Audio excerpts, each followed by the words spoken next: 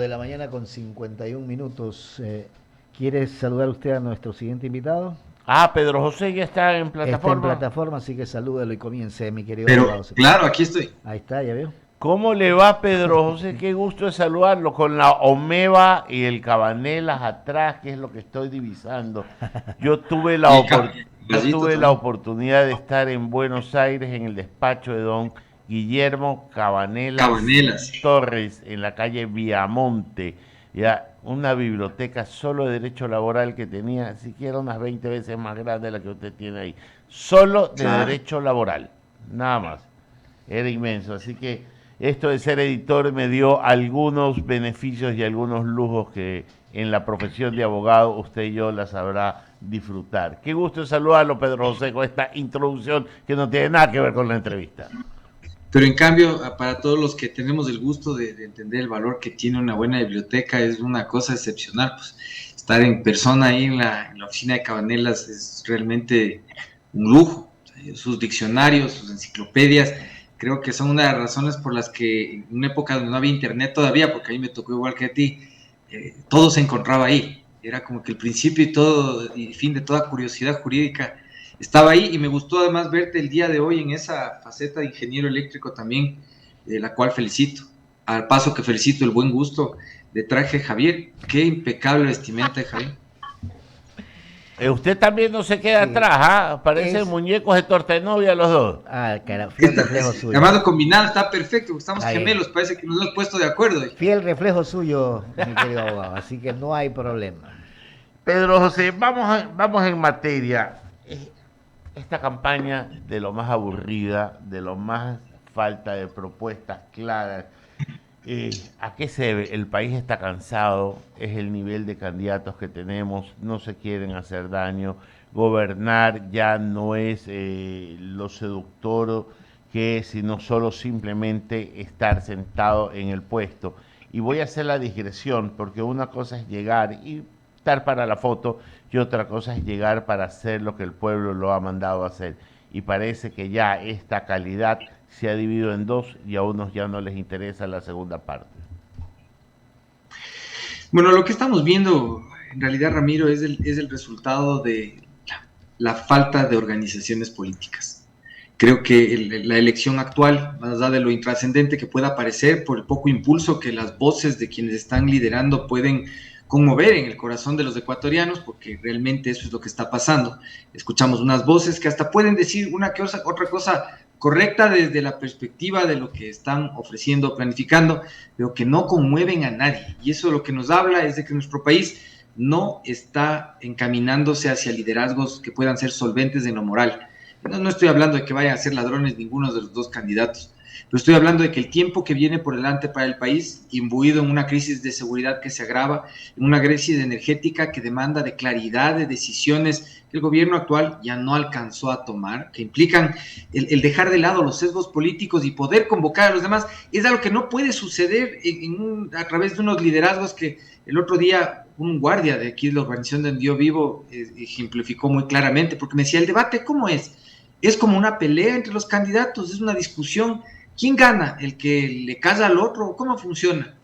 Y yo trataba de explicar en qué funciona el debate. Me dice, entonces sí es como una pelea un poco, pero con la inteligencia. Le decía, sí. Me dice, pero esto más bien pareció una carrera de cuyes. Y me quedé con eso.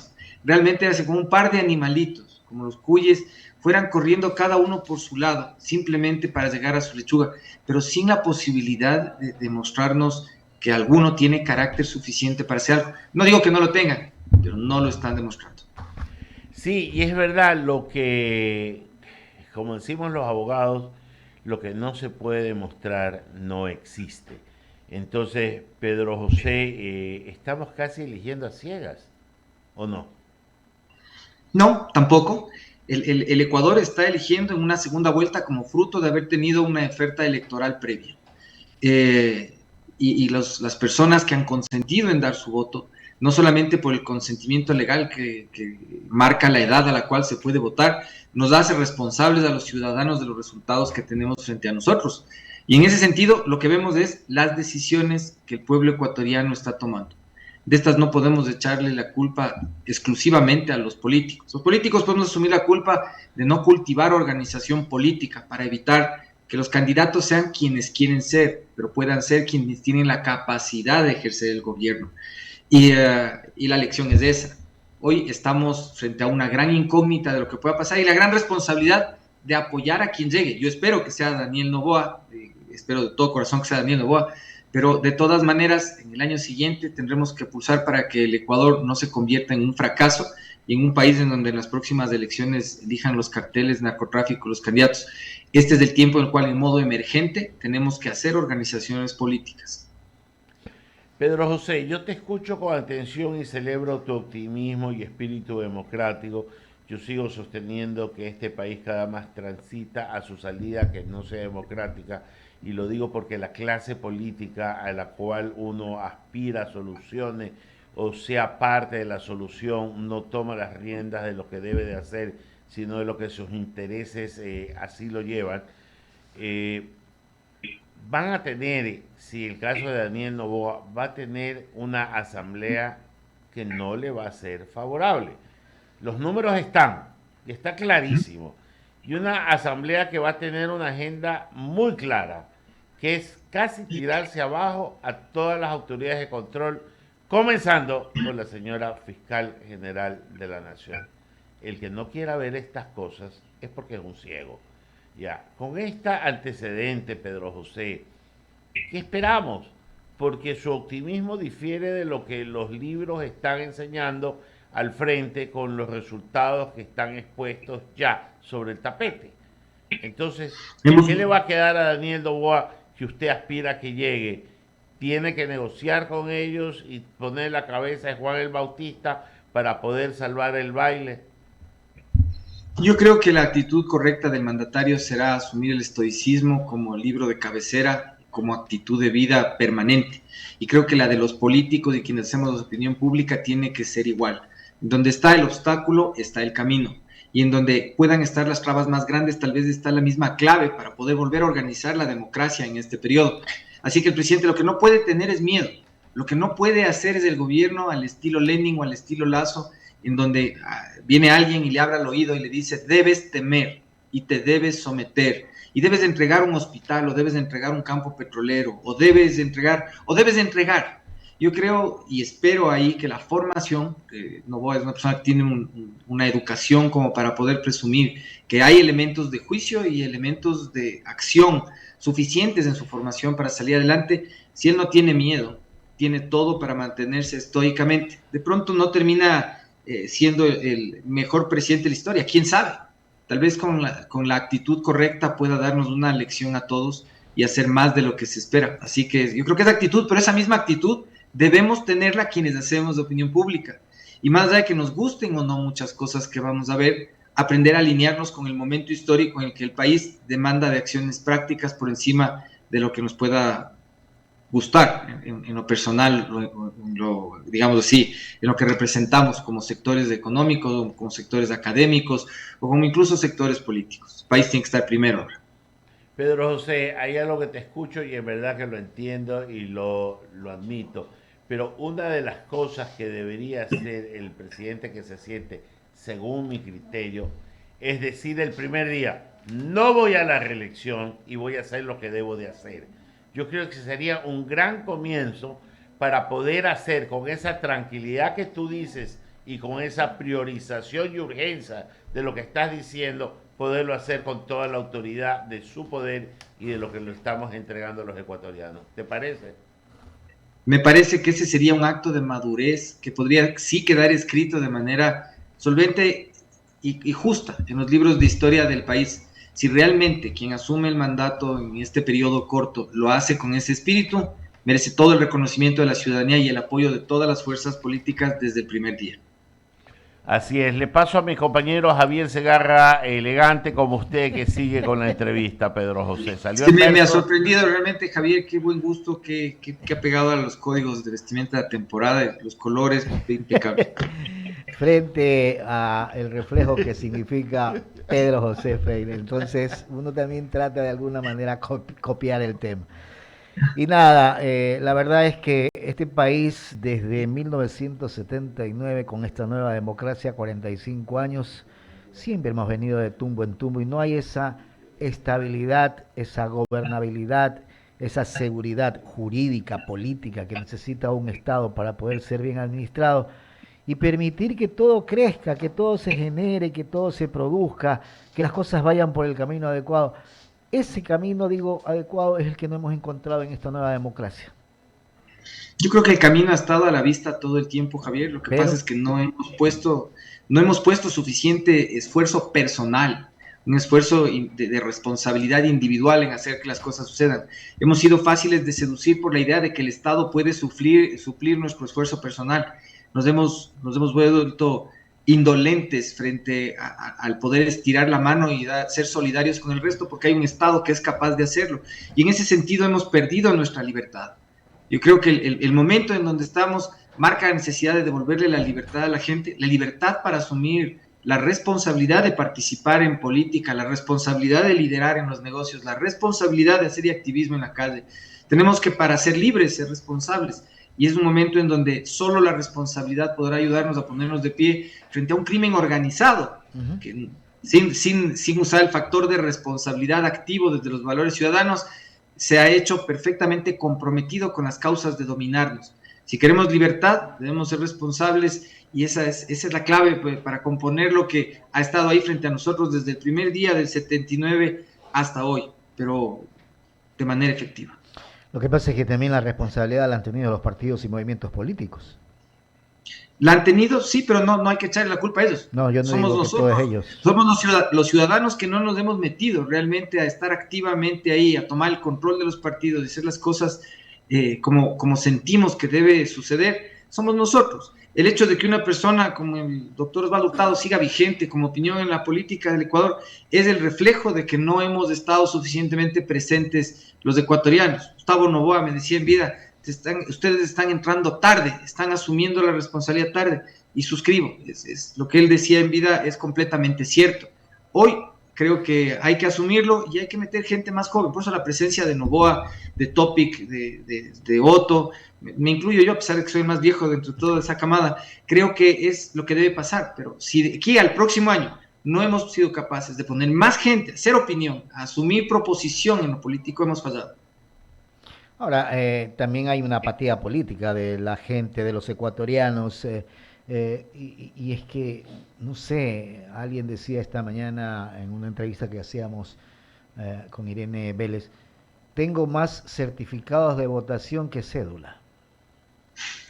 Y es impresionante, y entonces la gente se harta políticamente, llega a un momento en que está hastiado políticamente y no quiere saber nada sino que le resuelvan sus problemas. Y eso es lo que no ha podido el Ecuador. Yo creo que más participación es necesaria, menos democracia electoral, pero más participación activa en lo intelectual y en lo comunitario. Yo creo que el llamado es a que estemos activos con el ánimo con el que vamos de vez en cuando a reunirnos con nuestros amigos para ver el fútbol, a reunirnos a hablar política. Nos hemos vuelto cínicos, nos hemos vuelto indolentes y creo que en los meses siguientes, mientras hacemos lo necesario para impulsar al gobierno o no estorbarle, lo principal será lograr que las personas que tienen una motivación para defender su propia capacidad de superación se activen en política y el país sin duda caminará mejor y más rápido. Fíjese que el tema de estas pugnas, por así decirlo, entre Consejo de la Judicatura, Corte Nacional de Justicia, decisiones que ha tomado el Consejo de Participación Ciudadana y Control Social, apuntando a la fiscal, apuntando a otras instituciones. O sea, este es un país en el que todo el mundo quiere hacer lo que le da la gana y no hace lo que se tiene que hacer. Es el problema de tener un Estado que te garantiza solo tener derechos y no te hace responsable por tener opiniones. Llegamos al final y es la tercera o cuarta vez en este periodo histórico en donde estamos otra vez a instancias de que la Corte Constitucional se vuelva el que corta el cake, el que decida la última instancia de las cosas. Y yo sí tengo que decirlo, y es con ánimo político, más allá de que jurídicamente tiene para mí sentido lo que voy a decir. Espero que la Corte Constitucional pueda mandar a la casa a quienes han violado flagrantemente el mandato constitucional sobre la presencia, vigencia y decisiones del transitorio. Dios le guarde en su gloria, no era de mi simpatía el doctor Trujillo, pero creo que el respeto a las decisiones de ese periodo hoy debe ser objeto de sanción ejemplar y de destitución de quienes han tratado de violentar la voluntad del pueblo. De ese ejemplo, sí depende cómo se facilita la posibilidad de apoyar las acciones del siguiente gobierno, de cualquiera que llegue. Así que hago votos porque la Corte Constitucional los mande a su casa. Es el último organismo que nos queda con respiro para decidir por situaciones desde el punto de vista jurídico que sean bien analizadas, porque cuidado y retrocedemos el tiempo y nos encontramos con una corte cervecera y todas aquellas que han pasado durante estos años en la democracia del Ecuador, ¿no?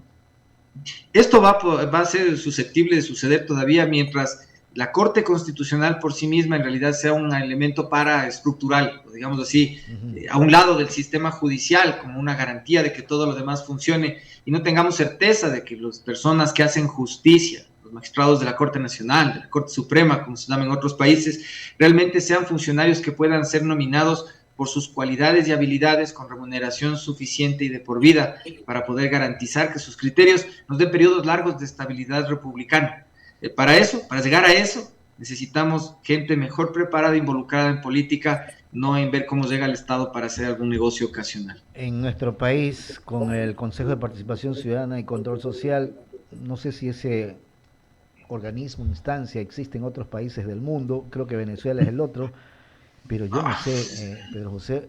Yo siento, no, Javier, es el Consejo de Participación Ciudadana. Yo creo que más ahora que le hemos visto activo, sobre todo en los asuntos más recientes, confirma una teoría que varios constitucionalistas tienen y es que podría ser tranquilamente una Cámara Alta, podría ser un Senado en el Poder Legislativo, que cumpla funciones más específicas y no este semi-Frankenstein, que al final de cuentas, al ser una función independiente, termina sin responder estructuralmente de manera rápida a las decisiones a las cuales se le puede forzar. Entonces, ahora yo digo, hay buenos consejeros, y si hay reemplazos probablemente tengamos mejores consejeros, pero ahí yo sí les invitaría, una vez que sucedan los cambios que yo espero ver sobre la mesa, que ellos mismos nos den las luces para volver a tener un estado de 3 poderes en donde existe un legislativo, en donde estas acciones específicas que hoy llevan a cabo estén en manos de un Senado, que no sean asambleístas escogidos por cuotas de minoría, sino por unas cuotas calificadas de excepcionalidad, de hojas de vida, comportamiento y preparación para el manejo de estos temas. Vivíamos bien con las 3 funciones del Estado, Ejecutivo, Legislativo y Judicial. El resto yo no sé para qué se creó.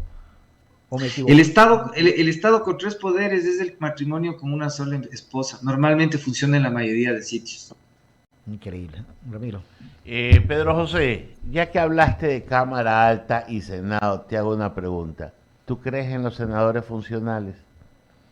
Sí, definitivamente sí. Y creo en los senadores funcionales como en cierta estructura en los que son funcionales y corporativos. Es decir, que para propósitos específicos participan del cuerpo colegiado y en otros en donde además lo hacen porque representan un gremio específico de la sociedad. Hay sistemas en donde funcionan mejor y en otros no, pero sin duda es algo que puede funcionar. Hay sitios en el mundo en donde han logrado descorticar asuntos complejísimos, en donde los momentos en donde la sociedad tiene que evolucionar, sobre todo hacia lo que es más progresista, requieren de mentes más sesudas, más pausadas y que se especialicen en atender esa cuestión moral en ese instante para hacerle mejor al país. Entonces sí, yo creo que eso sí puede funcionar en determinado momento. Hay que recordarle al país y a la gente que nos escucha que el ingeniero León Febres Cordero fue senador funcional, de lo que yo me recuerdo, ¿verdad? Entonces, así es. O sea, un poco también los senadores funcionales suelen ser, y esto es como que no un buen antecedente, pero es que se supone que quien ocupó la primera magistratura no es cualquier persona, porque senadores funcionales también suelen ser los expresidentes de la República, y nosotros tenemos por ahí unos que valen la pena, pero otros que no, pues.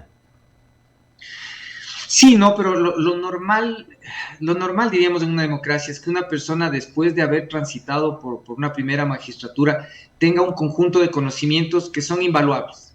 Y de hecho, una presencia política que de una u otra manera, al ser un senador funcional, permite encaminar de una manera más transparente los esfuerzos políticos que lleva a cabo. O sea, por un lado sí te puede tocar uno que sea malito de senador funcional, pero le tienes a tiro de piedra y de hecho le tienes más visible y con responsabilidades de ser un servidor público activo, haciendo lo que sea que tenga que hacer sobre sus huestes. Entonces he visto un sistema en donde además hay un sistema de control razonable, estás haciendo más profesional la política realmente. Entonces yo sí creo que más bien eso podría funcionar, porque es diferente tenerle a alguien que incluso al margen de la ley pueda decir las cosas que quiera desde un sitio en donde está fuera del alcance de sus jueces naturales a pesar de estar condenado. Suena súper razonable, en verdad yo creo que tendríamos que hacer en algún momento solo un foro sobre la conveniencia de la Cámara Alta y sus funciones y sus integrantes para llegar a un momento de inflexión en que pueda ser aquel filtro, aquel cámara de contención que no lastime ni tanto al poder legislativo ni al poder ejecutivo, sino que sea aquel filtro por el cual tiene que pasar la madurez, la sabiduría, la prudencia y también la urgencia. Todo Y esto. también la urgencia y la importancia, te diría yo, porque en Claro. los asuntos en donde estamos cercanos a la guerra, una Cámara Alta tiene participación en las actividades propias de un Consejo de Estado también, pero las tiene también cuando deben ponerse sobre la mesa asuntos de geopolítica, relaciones internacionales estratégicas, en donde funcionan como un cuerpo consultivo y además, digamos así, multiplicador de los propósitos que el Ejecutivo, como cabeza del Frente Diplomático Externo, puede llevar a cabo. Entonces es una manera de socializar responsablemente entre fuerzas políticas, de aprovechar experiencia en casos de emergencia y al mismo tiempo garantizar la institucionalidad en un nivel en donde la gente está ya más sosegada y tiene experiencia. Pedro José, siempre agradable conversar con usted. Véngase por Guayaquil, que tenemos pendientes ahí unos cafecitos con Cardenal Mendoza para poder acompañar una buena charla, ¿no? Pues de una bebida espirituosa a ese nivel no se hace más que agradecer y esperar poner fecha lo más próximamente posible. Póngala usted, venga, que acá siempre estamos listos. No es Cardenal Mendoza en homenaje al abogado. Sí. Pedro José, que tengas un buen día. Siempre agradable conversar contigo y aprender de ti. Un gusto, lo mismo digo yo. Un abrazo para todos, un abrazo grande para el año 29. Gracias, un abrazo. Pedro José Freire. 9:14 de la mañana era Pedro José 9:14. Freire. La verdad, una conversación bastante interesante, ¿no? Sí, señor.